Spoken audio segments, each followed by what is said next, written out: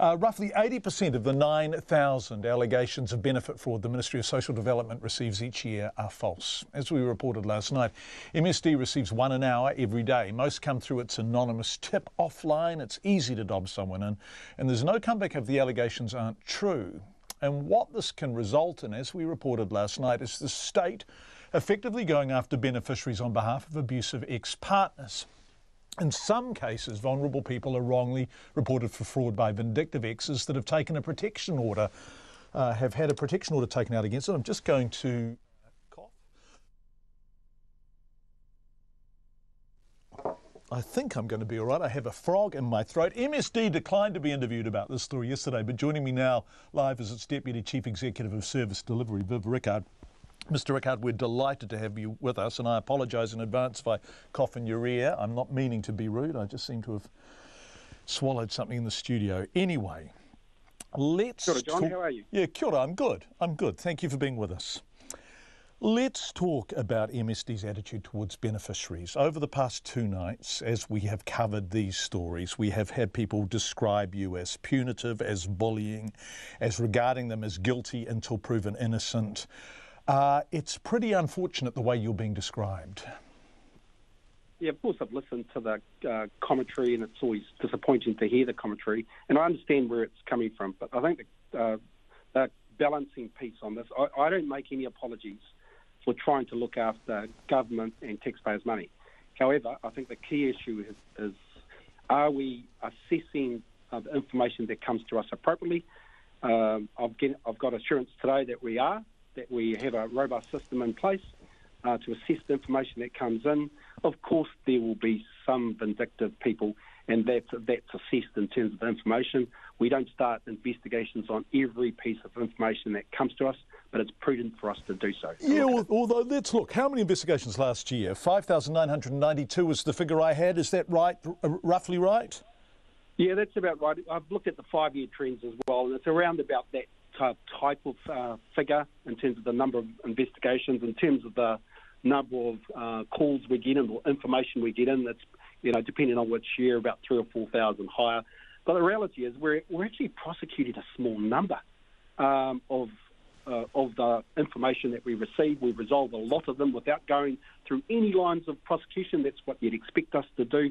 And the numbers are minuscule in terms of the matters we're taking. Absolutely. So you did 5,992 investigations last year. How many of them led to prosecutions? Well, we were down under the 600 mark in terms of the numbers prosecutions. Yeah, so fewer than 10%. In other words, it seems to me that you said the test is quite a high one before investigations commence. And MSD have told us off the record and in statements there is a rigorous filter. But the very low number of prosecutions relative to the high number of investigations would suggest the opposite of that. Well, that's you could argue that point, but the reality is that we don't have to prosecute every matter where we've found a overpayment. There are a number of overpayments. You do not have to prosecute when we've identified we've overpaid. If we find it's fraudulent behaviour, and that's only a small amount of numbers, as you've said, 10%, we will take action on behalf of the taxpayer and on behalf of New Zealanders to claim that money back, and so we should. Okay. Yeah, and look, if there is fraud, there will be no one listening who doesn't support your right to claim the money back. MSD has a dedicated team of specialist fraud investigators throughout the country. How many in that team? Oh, I don't actually know the actual number. I do know that we've got some dedicated people throughout the country who are very experienced in this. Roughly how many? Roughly how many? I would be guessing in terms of ballpark figures, John, without trying to be evasive. I'm probably in week 3 in terms of my Ministry of Social Development work, and it's I wouldn't want to give you the wrong figures, but there'd be under 100 people that we've got in that area is my guesstimate today. But I have had advice in terms of their experience and what they do, and the reality is we're dealing with a number of these matters without going to court and sorting them out, and that's what you'd expect. That's what happens in the criminal system as well. Okay, so you've got somewhere under 100 specialist fraud investigators. Now, they receive tip-offs. I went to your website today. It is very easy to make a tip-off, and you can, as MSD assures people, do so anonymously. Now, we have heard of cases where people who have protection orders against them from their former partners who they have abused or been violent towards, making anonymous complaints, anonymous accusations, anonymous allegations that people are benefit fraudsters. Do you think it is appropriate that those people are regarded as credible witnesses? No. In terms of the information itself, it has to be assessed. You have to think about the motives. You have to be objective. Of course, there's some vindictive behaviour that occurs with humans. If the complaints are anonymous, how do you think about the motives?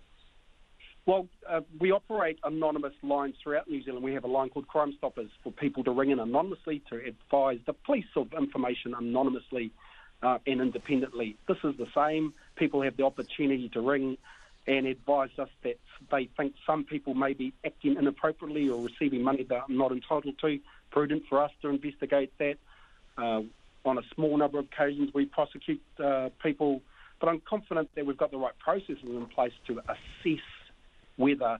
Are you confident? Because so many people are telling us you don't have the right process, that there is no particular process at all. 5,992 investigations with 400, somewhere between 400 and 600 prosecutions would suggest you don't have the right process, that your filter, that your sieve is too thick.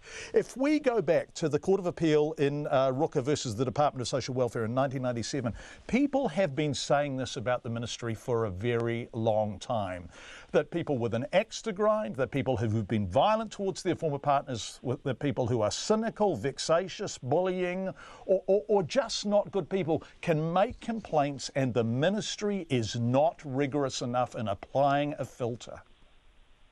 Look, I can tell you, I hear you loud and clear. And I think, of course, people like me would be concerned about that. My sense is this, though, that there's times when the ministry deserves to get a criticism, and we'll accept that and look to improve it. But what we're trying to do is change the way we do our business. We're trying to have a more caring approach and looking after our clients, have them at the centre. How? We're taking some time. How are you doing that? Is that a rhetorical flourish from you? How is that being manifest? I'm not really known for my rhetorical flourishes, but thank you. No, look, this is a program of behavioural change and cultural change in terms of what's important to the ministry. We are here to help New Zealanders improve their lives, to be safe and independent and strong. So that's what we do. It's not about having sanctions. It's never going to be about that. It's about helping New Zealanders. I know that we're dealing with some of these issues from years gone by. I'm starting to take, we're thinking about the organisation moving forward and the organisation we want to be. It's not one we want to be benefit bashing. I talk to frontline people and they're really excited about the opportunity to think differently about our role. We're engaging with 28,000 people a day. And the vast majority of those people are getting fantastic service. Look, we've got 7,000 people in the ministry. We get it wrong sometimes. And so I accept that. But in terms of the benefit piece, I'm not making any apologies for looking into information. We do need to ensure that we're assessing the information that's coming in. So vindictive people or people just trying to get at others are using us as a mechanism to do that. And I think by the number of investigations and the number of prosecutions, that shows that. Viv Rickard, thank you for joining us. We really appreciate it. We would love your feedback